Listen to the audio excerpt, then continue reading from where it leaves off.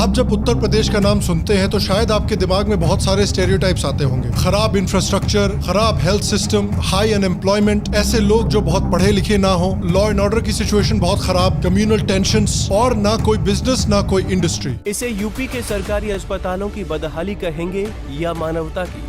अस्पताल में महिला और कुतिया एक ही वार्ड में मां बनती हैं। चलिए आइए बनारस केस स्कूल। मरे हुए जानवर रहते हैं, उनकी महक बहुत तेज आती है। Lawlessness continues, it seems, unabated in Uttar Pradesh. Widespread violence and clashes now being reported in several districts in UP. रोजगार नहीं है लोगों के पास। वो कहता है चलो जो भी मिले चपरासी की नौकरी मिले, कम से कम पेट तो भरेगा। एक समय पर उत्तर प्रदेश का नाम उत्तर प्रदेश नहीं बल्कि ऊपर वाले के भरोसे प्रदेश था, लेकिन आज के उत्तर प्रदेश को अगर आप देखेंगे तो थोड़ा डिफरेंट है। इस समय उत्तर प्रदेश 13 एक्सप्रेस वाला देश का सबसे पहला राज्य बन चुका है। Uttar Pradesh received investment worth 33.5 lakh crore during global investor summit. An additional 75,000 crores in UP over the next 4 years. महिलाओं संबंधी अपराधों में उत्तर प्रदेश का जो कन्विक्शन का रेट है वो पूरे देश में नंबर 1 का है। योगी आदित्यनाथ जी कह रहे हैं कि माफिया आउट और इन्वेस्टर इन। तो वही स्टेट जिसमें एक समय पर जंगल राज चला करता था, जिसको गुंडे और माफिया कंट्रोल किया करते थे, उसकी law and order situation, education, infrastructure, ये सब इतना कैसे इंप्रूव हुआ है। देखिए, ये यूपी गवर्नमेंट और योगी आदित्यनाथ की एक बहुत क्लियर हेडेड, डिटर्मिन्ड और लॉन्ग टर्म थिंकिंग का नतीजा है। तो आइए आज बात करते हैं कि उत्तर प्रदेश ने कैसे अपनी काया पलट की है। आपको शायद याद ही होगा कि उत्तर प्रदेश की एक समय पे कितनी बुरी हालत हुआ करती थी। इसको जंगल राज कहा जाता था। यही है मायावती जी का जंगल राज। करप्शन इतनी बुरी थी, पुलिस के ऊपर इतनी बुरी तरह से पॉलिटिशियंस का कंट्रोल था कि पुलिस का इस्तेमाल जर्नलिस्ट को परेशान करने में किया जाता था। A journalist who posted on Facebook about a UP minister's illegal activities burnt alive by policemen during a raid on his house. Another journalist who exposed dubious land deals tied to a motorcycle dragged several meters and then beaten. No arrests have been made in either case. The minister concerned hasn't even been questioned. Caste based politics पे पूरा state चलता था और ये caste based divide and rule policy police पर भी इस्तेमाल की जाती थी। अलग अलग माफिया का गवर्नमेंट पे इतना इन्फ्लुएंस था कि जो गवर्नमेंट ऑफिसर्स इस माफिया को इन्वेस्टिगेट करते थे, उनकी नौकरी चली जाती थी। Greater Noida SDM Durga Shakti Nagpal, who in the past few weeks started a campaign against the sand mining mafia, has been suspended. UP के टॉप पुलिस ऑफिसर्स अपनी नौकरी छोड़ते थे ये कह के कि यूपी की टॉप पॉलिटिकल लीडरशिप पूरी तरह से करप्ट है। The senior IPS officer in Uttar Pradesh has lashed out at Chief Minister Mayawati.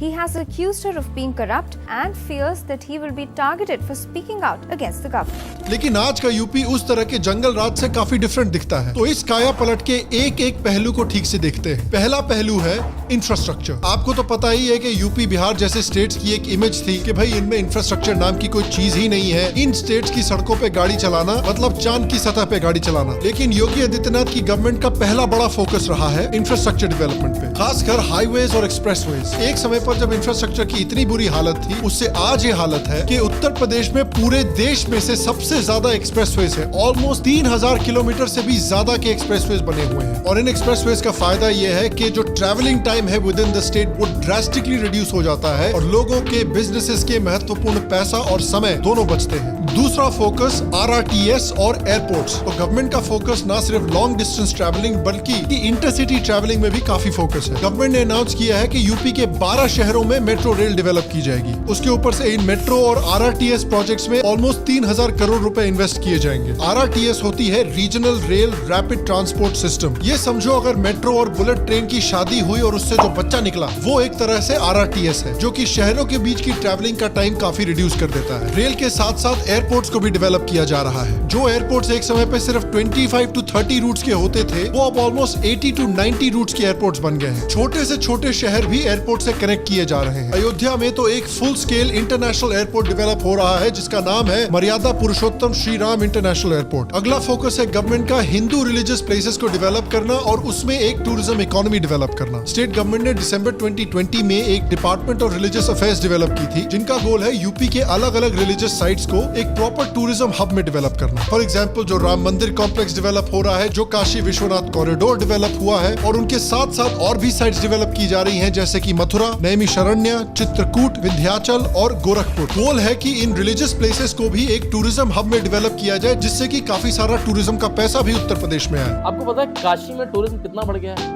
कम से कम 150 गुना टूरिज्म बढ़ गया है। When tourists come, they a lot of money also comes. और जो एक्सप्रेसवेज, ट्रेन्स और एयरपोर्ट्स डेवलप की जा रही हैं, उनका भी इन टूरिज्म हब्स में कनेक्टिविटी बढ़ाने में काफी बड़ा हाथ होगा। इंडिया की जो टेम्पल इकोनॉमी है, जो टूरिज्म इकोनॉमी है, वो अराउंड 3 लाख करोड़ की है, जो जीडीपी का 2% इस समय पर कंट्रीब्यूट करती है। फॉर एग्जांपल, अगर आप तिरुपति को देखेंगे तो वो काफी बड़ी टेम्पल इकोनॉमी वाला शहर है, जो ऑलमोस्ट 3000 करोड़ की टेम्पल इकोनॉमी है। उत्तर प्रदेश भी चाहता है कि उसकी जो इतनी रिच कल्चरल धरोहर है, उसका भी इस्तेमाल करके अलग अलग टेम्पल इकोनॉमीज डेवलप की जाए। In India, there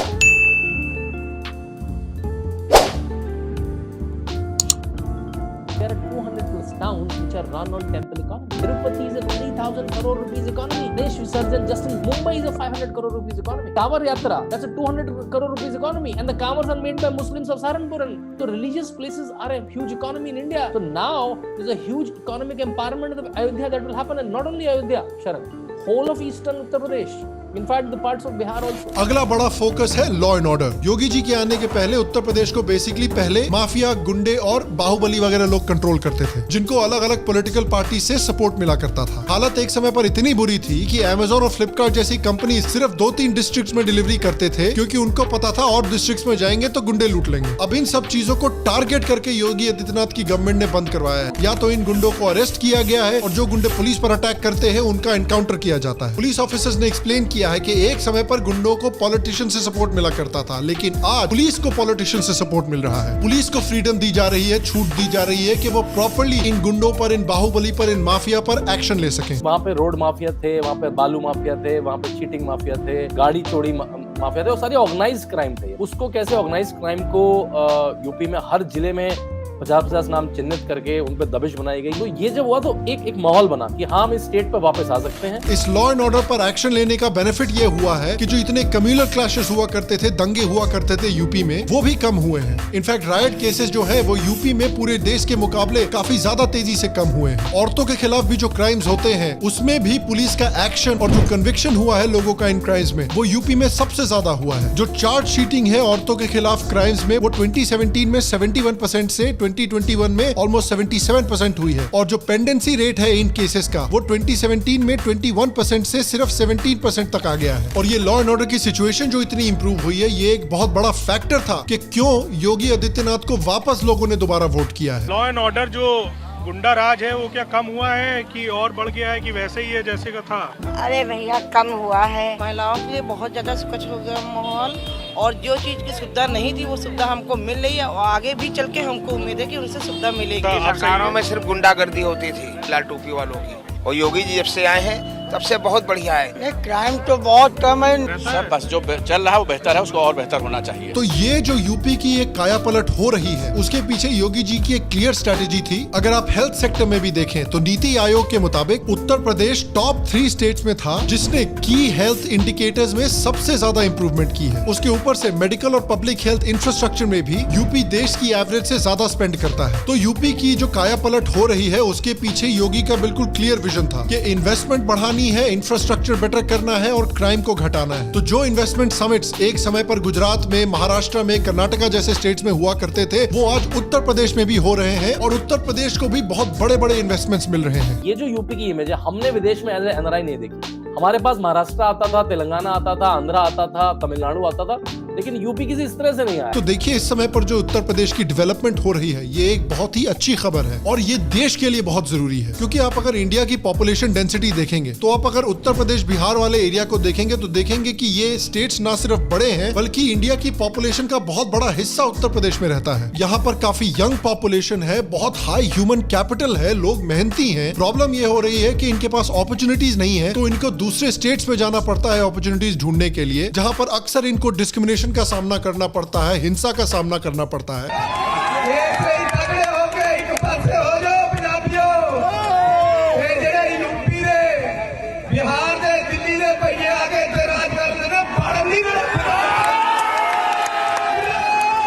और अच्छे पेइंग जॉब्स भी नहीं मिल पाते हैं इनको, और इससे सोशल टेंशन भी क्रिएट होती है दूसरे स्टेट्स में। अगर इनको जॉब्स के लिए, इकोनॉमिक अपॉर्चुनिटीज के लिए अपनी स्टेट नहीं छोड़नी पड़ेगी, अपने स्टेट्स में ही ये अपॉर्चुनिटी मिल जाएंगी, तो ये इनके लिए और उत्तर प्रदेश स्टेट के लिए बहुत अच्छी खबर है। क्योंकि देखिए हिस्टोरिकली भी उत्तर प्रदेश का पॉपुलेशन काफी हाई रहा है, लेकिन जीडीपी में जो कंट्रीब्यूशन है वो रिलेटिवली लो रही है पॉपुलेशन के मुताबिक। उसके ऊपर से यूपी अगर 100 रुपए टैक्स भरता है तो 333 रुपए गवर्नमेंट से लेता है, यानी एक खाऊ स्टेट है अनफॉर्चुनेटली। तो इसलिए अगर यूपी को गुजरात और महाराष्ट्र जैसा स्टेट बनाना है कि ये लोग नेट कंट्रीब्यूटर हैं ना कि नेट टेकर हैं, तो बहुत सीरियस चेंजेस लाने पड़ेंगे उत्तर प्रदेश स्टेट में, और यही योगी गवर्नमेंट करने की कोशिश कर रही है। जब यूपी 17 से 18% पॉपुलेशन कंट्रीब्यूट करता है और 8 और 9% जीडीपी में कंट्रीब्यूट करता है, तो ये गैप अच्छा नहीं है हमारे लिए, और हम लोग एक तरह से ईटिंग स्टेट है, योगी आदित्यनाथ ने कहा है, तो हमें अपनी जीडीपी को आगे लेके जाना चाहिए। क्योंकि देखिए अगर आप यूपी की पॉपुलेशन डेंसिटी ही देखें तो काफी क्लियर हो जाता है कि यूपी आगे बढ़ेगा तो देश आगे बढ़ेगा। और खैर बिहार,